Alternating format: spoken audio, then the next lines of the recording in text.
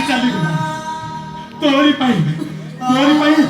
हमें समस्त आज तू गोटे पुआ नुह तू गोटे कुल कलंक कौन करी कुल कलंक पुआ मरी बहुत भल मरी बहुत अभिशाप दियो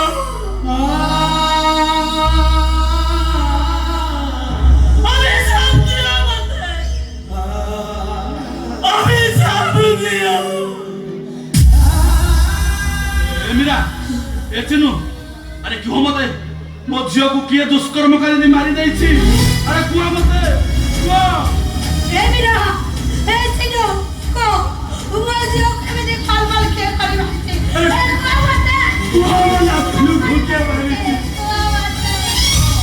ओ स्वामी नंदला एबे के दुष्कर्म करे मो स्वामी नंदला हे चौथा भाई हे चौथे भाउजो परिबो मो से राक्षस स्वामी को तबे मारे फांसी कोठे चले दे पारिबो ए वकील भाई मोरा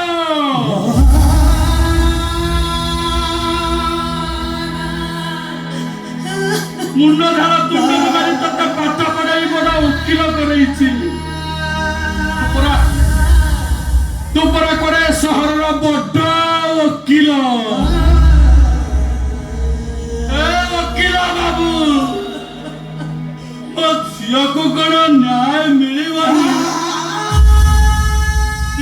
मो झील को न्याय मिलवानी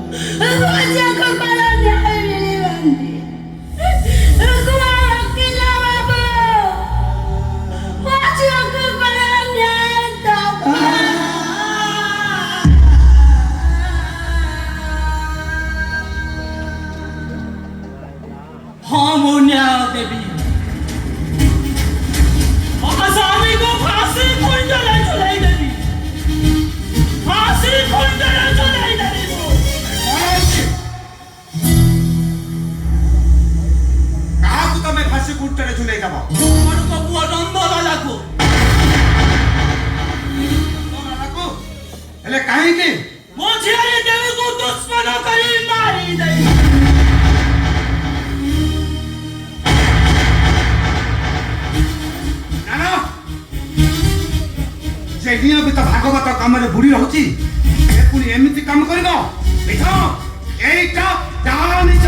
मिछ नुहे सत मो आखे सामने रे अपन को पुआ देवी को दुष्कर्म करी मरण करी जाते चंडाल तारे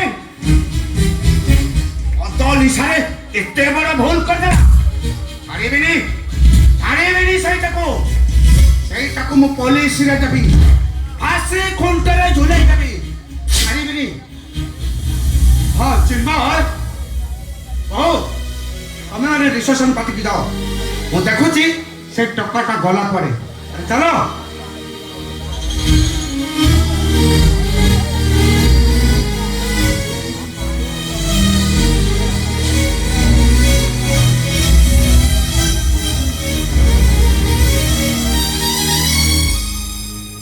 हाँ दिना नंदला मोर भल टकाटा मत निशारे गोटे भूल करदेला हाँ तू गोटे काम कर पार्टी करना कि हो हल्ला करना पार्टी रे मोर गेस्ट मान अछंती मोर इज्जत चल जीवो हाँ तू गोटे काम कर ए 5000 ने लास्ट को पड़ी दे अरे 50,000 देबी कौन कौन साथे ଟଙ୍କା ନେଇ ଲାଷ୍ଟ ଟାକୁ ଆମେ ପଢିଦବୁ। ଆଉ କଣ ମୋ ପୁଅର ବେକଟାକୁ କାଟିଦେବି। ଏ ଗଙ୍ଗଠଣ ଯଦି ତମ ଝିଅ ସହିତ ହେଇଥାନ୍ତା, ଏମିତି ଘଟଣା ଯଦି ଆପଣଙ୍କ ବୋହୂ ସହିତ ହେଇଥାନ୍ତା, ଏମିତି ଘଟଣା ଯଦି ଆପଣଙ୍କ ସ୍ତ୍ରୀ ସହିତ ହନ୍ତା, ଜବାବ ଦିଅନ୍ତୁ ପଣ୍ଡା ମତେ। ଜବାବ ଦିଅନ୍ତୁ ଲାଲ ଦିଅନ୍ତୁ। ଏ କେଶ ପଣ୍ଡା କାହାରିକୁ ଜବାବ ଦିଏନି, ବରଂ ଜବାବ ମାଗେ। ମୋଠୁ ଯେତିକ ଟଙ୍କା ନେଇଛ, ମୋ ଟଙ୍କା କୋଉ ଦିନ ଦବ? ପୁଅଟା ମରିଗଲା, କଣଟା ଏମିତି ଭାସିଗଲା, ତାର କ୍ଷତିପୂରଣ ମୁଁ ଦେବି।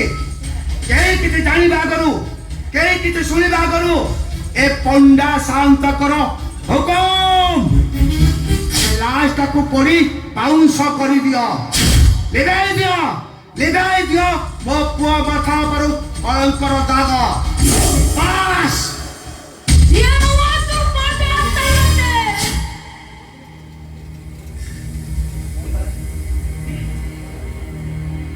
ଏ ଦୁନିଆରେ ଯଦି ଧର୍ମ ଥାଏ, ସତରେ ଯଦି ଜଗନ୍ନାଥ ଥାନ୍ତି, ଯଦି ଭଗବତଙ୍କ ସେଇ ସେ ଦେଖିଥାନ୍ତି, ତାହେଲେ ପୁଅ ଝିଅ ଦାବିକୁ ନିଶ୍ଚୟ ନ୍ୟାୟ ମିଳିବ।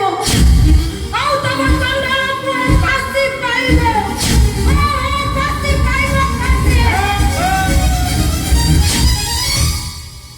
ମୁଁ ଚଇତା ବାଉଁଶ ପାତିଆ ଚିରି ଚିରି ହାତ ଦିଟା ଲୁହା ପରି ଟାଣ ଅଛି।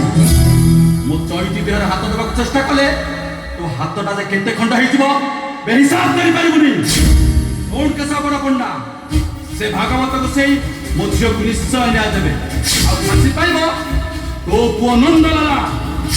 ଏକି ଅଛି ଏ ଚଇତା, ଦେଖା ହବା କୋର୍ଟରେ।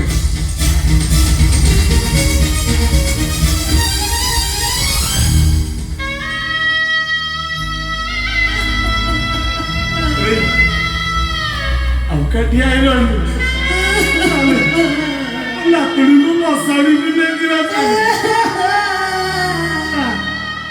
ସେ କହୁଥିଲା ଜେଜେ ତମ ପାଖରେ ବସି ଭାଗବତ ପଢିନି, ସେ ତ ଚାଲିଗଲା। ତା ପାଖରେ ବସି ଭାଗବତ ବିପଦ ବୋଲିଦେଲେ ନାତୁଣୀର ଆତ୍ମା ଶାନ୍ତି ପାଇଯିବ, ମୁକ୍ତି ପାଇଯିବ। ସେ ଏ ଚୈତା ଯା ବାପା, ତା ପାଖରେ ବସି ଭାଗବତ ବିପଦ ବୋଲିଦେ। ଏ ବୋଉ ଆଲୋ ତୁ ବି ଯା, ଯା ବୋଉ ଯା। ବୋଲି